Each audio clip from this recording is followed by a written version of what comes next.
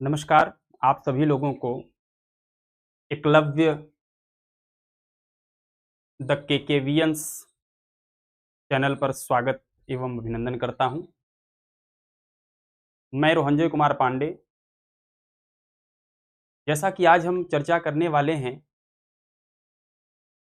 NEP और NCF के विषय में, आपको हर्ष के साथ सूचित कर रहा हूं कि हमारा विद्यालय बीएसएनवी इंटर कॉलेज चारबाग लखनऊ के प्रतिष्ठित संस्थानों में से एक है। हमारे विद्यालय के वर्तमान प्रबंधक माननीय कृष्ण मोहन मिश्र जी ने हमारे स्टाफ के सभी सदस्यों को बड़ा प्रेरित किया और पिछले कई वर्षों से वो हमें, हमारे स्टाफ के लोगों को समझाते आ रहे हैं कि किस प्रकार एनईपी और एनसीएफ के आधार पर बच्चों को शिक्षा प्रदान की जाए। इसके लिए उन्होंने कहा कि शिक्षक को स्वयं पहले एनईपी और एनसीएफ के विषय में दक्ष होना है। पहले शिक्षक स्वयं जाने कि क्या है एनईपी और एनसीएफ। तो मैं उनको आभार व्यक्त करता हूं, मुझे इसके लिए प्रेरित किया। आज हम इस विषय पर चर्चा करने वाले हैं कि एनईपी और एनसीएफ में क्या अंतर है। इसका एक फॉर्मेट बना करके हम आपके सामने प्रस्तुत कर रहे हैं। प्रयास किया है मैंने कि इसमें किसी प्रकार की त्रुटि न रह जाए, एकदम फैक्ट तथ्य जो डाटा है वो हम आपको बताएं। सबसे पहला सवाल ये है, एनईपी और एनसीएफ ये दो अलग-अलग संकल्पना हैं। दोनों शिक्षा के क्षेत्र में अभूतपूर्व परिवर्तन करने की क्षमता रखते हैं। एनईपी, जिसे आप नेशनल एजुकेशन पॉलिसी के नाम से जानते हैं, और एनसीएफ नेशनल करिकुलम फ्रेमवर्क के नाम से जानते हैं, जिसे हिंदी में कहें एनईपी को राष्ट्रीय शिक्षा नीति और एनसीएफ को राष्ट्रीय पाठ्य चर्चा रूपरेखा के नाम से जाना जाता है। पहला सवाल हमारे मन में यही आना चाहिए कि आखिर एनईपी और एनसीएफ की जब बराबर चर्चा होती रहती है तो ज्यादातर हम इस बात को स्पष्ट नहीं कर पाते कि किन किन स्तर पर जा करके एनईपी और एनसीएफ में अंतर है। हम उन सभी पक्षों पर चर्चा करेंगे। एक छोटा सा मैंने सिनॉप्सिस बनाया है और शायद इससे आप बहुत हद तक इस बात को समझने में सफल हो पाएंगे कि क्या अंतर रखते हैं। जैसे परिभाषा के स्तर पर क्या अंतर है एनईपी और एनसीएफ में, वो जानेंगे। एनईपी और एनसीएफ को बनाने वाली संस्था, इंस्टीट्यूशन कौन है, वो जानेंगे। फिर हम जानेंगे स्कोप, इसका कार्य क्षेत्र क्या है। फिर इसका नया ढांचा, नए ढांचे में क्या परिवर्तन है, हम ये देखेंगे। फिर इसका एम क्या है, टारगेट क्या है, उद्देश्य क्या है, हम इस विषय पर भी संक्षिप्त जानेंगे। बदलाव की दर की क्या भूमिका है, क्या मतलब है बदलाव की दर का, हम इसे भी समझेंगे। मूल्यांकन, इवैल्यूएशन के स्तर पर क्या मतलब है। भाषाई प्राथमिकता से क्या आशय है, और साथ ही साथ स्वरूप। अगर इतने स्तर पर आप इसे अध्ययन कर पाते हैं, समझ पाते हैं, तो आप ये जानेंगे कि एनईपी और एनसीएफ में क्या मूलभूत अंतर है। साथ ही साथ एनईपी पर हम पूरा अपना व्याख्यान देंगे, वो अगले क्लासेस में आपको छोटे छोटे खंडों में मिलेगा। और धीरे धीरे करके एनईपी और एनसीएफ को इस तरीके से हम समझाने का प्रयास करेंगे कि बहुत सरलता और सहजता से हम शिक्षक बंधु यह जान पाएं कि शिक्षा के क्षेत्र में ये जो पहल है इसकी क्या भूमिका है और कितना महत्वपूर्ण योगदान है। तो सबसे पहले हम देखेंगे परिभाषा के स्तर पर, जहां परिभाषा के स्तर पर देखते हैं तो एनईपी और एनसीएफ में क्या अंतर आता है। तो आप देखेंगे कि यह एक व्यापक प्रणाली है एनईपी, जो शिक्षा प्रणाली का लक्ष्य तय करती है। लेकिन वहीं एनसीएफ के विषय में अगर आप जानेंगे तो यह एक मार्गदर्शिका है, गाइड है, जो पाठ्यक्रम और पढ़ाई के तरीके बताती है। एक प्रणाली है, एक उसे कैसे इंप्लीमेंट करेंगे, उसका क्रियान्वयन कैसे करेंगे, इंप्लीमेंटेशन कैसे करेंगे, एक उसके बारे में जानकारी देती है। ये रहा परिभाषा के स्तर पर एनईपी और एनसीएफ में अंतर। फिर हम जानेंगे कि आखिर बनाने वाली संस्था कौन है। तो अगर हम एनईपी की बात करें तो एनईपी के संदर्भ में आप ये जानेंगे, इसे भारत सरकार के शिक्षा मंत्रालय में जो शिक्षाविद हैं, शिक्षा के विशेषज्ञ हैं, उनके द्वारा यह तैयार किया जाता है। NEP, national education policy. NCF की बात करें तो ये जो है एनसीईआरटी द्वारा एनईपी के सुझावों के आधार पर बनाया जाता है। एक भारत सरकार के शिक्षा मंत्रालय द्वारा, एक एनसीईआरटी के द्वारा एनईपी को केंद्र में रख करके उसके क्या क्या सुझाव हैं उसके आधार पर एनसीएफ का निर्माण किया जाता है।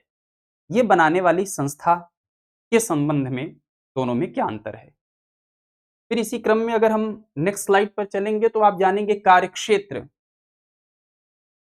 एनईपी इसे स्कूल से लेकर के उच्च शिक्षा मींस कॉलेज तक सबको शामिल करता है, और एनसीएफ बेसिकली वो केवल स्कूली शिक्षा तक,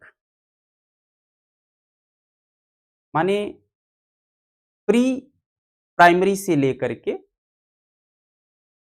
आंगनबाड़ी बाल वाटिका से लेकर के 12th स्टैंडर्ड तक, कक्षा 12वीं तक के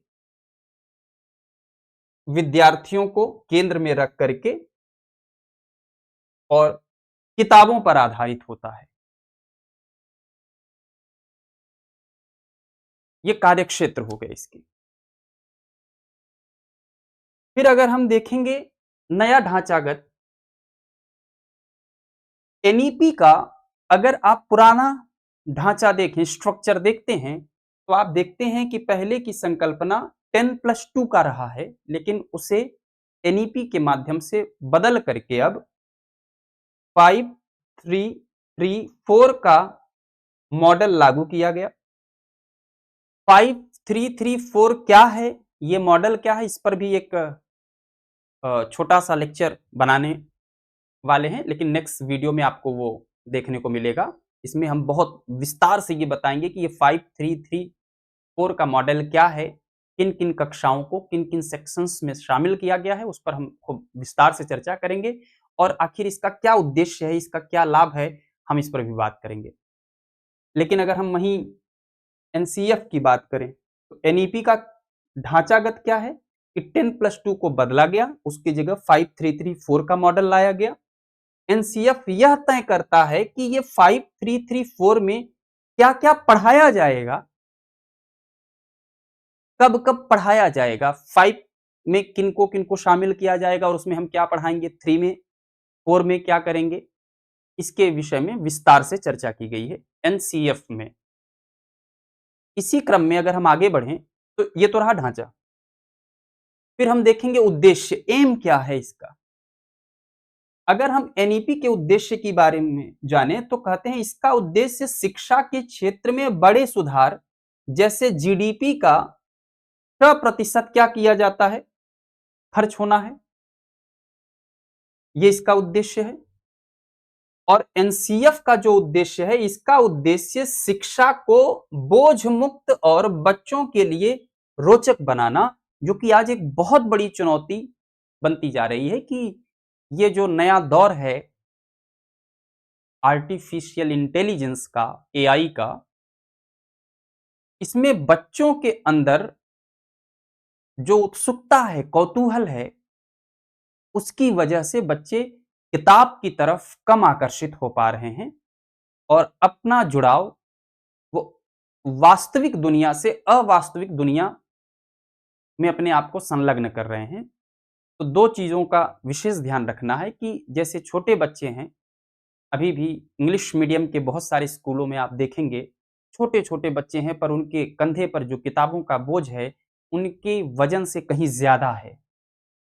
एक तो ये बोझ कम करना, दूसरा उन सारे पक्षों पर बात करना कि बच्चे के विकास में किसी प्रकार की त्रुटि न रह जाए, और साथ ही साथ वो कैसे रोचकता के साथ विषय वस्तु को पढ़ें, जुड़ाव कैसे कर पाएं, कैसे उनका मन लगे किताबों में, कैसे उनका मन लगे सीखने में, इस विषय पर जोर देना है। ये इसका उद्देश्य हो जाता है। इसी क्रम में बदलाव की दर की बात करें तो जहां एनईपी के संदर्भ में हम बात करते हैं कि यह दशकों में एक बार आती है, 1968 आया, 1986 आया, 2020 आया, हालांकि बहुत गैपिंग के साथ है, लेकिन दशकों में एक बार इसे अपडेट होना होता है। जबकि एनसीएफ की बात करें तो यह समय समय पर अपडेट होती रहती है। 1975 का, फिर 1988 का, 2000, 2005, वर्तमान में 2023 के संदर्भ में इसमें बदलाव होते रहते हैं। तो दोनों में बदलाव, एक का निश्चित है कि दशकों में होना चाहिए, एक का आवश्यकता अनुसार।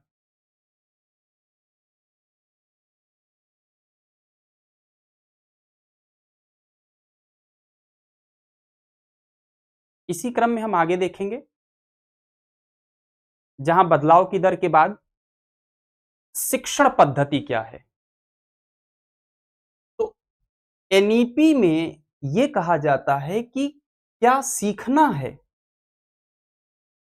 व्हाट टू लर्न, और वहीं एनसीएफ में यह कहा जाता है कैसे सीखना है, हाउ टू लर्न, क्या क्या पढ़ना है, ये एनईपी के माध्यम से, और कैसे उन्हें पढ़ना है वो तरीका बताने का काम एनसीएफ के द्वारा होता है। फिर इसी क्रम में आगे मूल्यांकन। अगर हम मूल्यांकन की दृष्टि से देखें तो हमको यह समझ में आता है कि यह बोर्ड परीक्षाओं के महत्व को कम करती है, एनईपी, जबकि एनसीएफ में यह बताती है कि प्रश्न पत्र, क्वेश्चन पेपर का जो स्वरूप है वो किस प्रकार का होना चाहिए, इस विषय पर बात करता है। फिर मूल्यांकन के बाद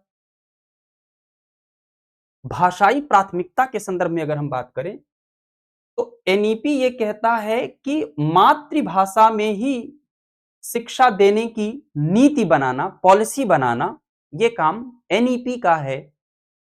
एनसीएफ ये कहता है कि कक्षा में जब आप प्रवेश करते हैं तो वहां जो बच्चे हैं वो अलग अलग क्षेत्रों से आते हैं, अपनी अपनी मातृभाषा को लेकर के उससे लैस रहते हैं। अब एक ही कक्षा में अलग अलग मातृभाषा के बच्चे जो आते हैं उनको कैसे मैनेज करें, उसके प्रबंधन के विषय में जानकारी एनसीएफ के माध्यम से होती है। फिर इसी क्रम में अंतिम स्वरूप, कहते हैं कि एनईपी अगर सरल शब्दों में समझें तो ये एक प्रकार का संवैधानिक दस्तावेज की तरह है। संविधान की तरह है और एनसीएफ यह उस दस्तावेज को जमीन पर लागू करने का शस्त्र है। कैसे हम उसे लागू करेंगे?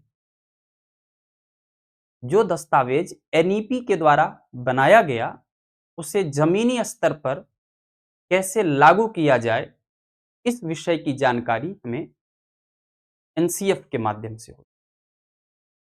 आज हम ये जान पाए कि एनईपी और एनसीएफ में क्या अंतर है। फिर मिलते हैं नेक्स्ट वीडियो में। इसके कुछ अहम मुद्दों को लेकर के हम बात करेंगे। धन्यवाद।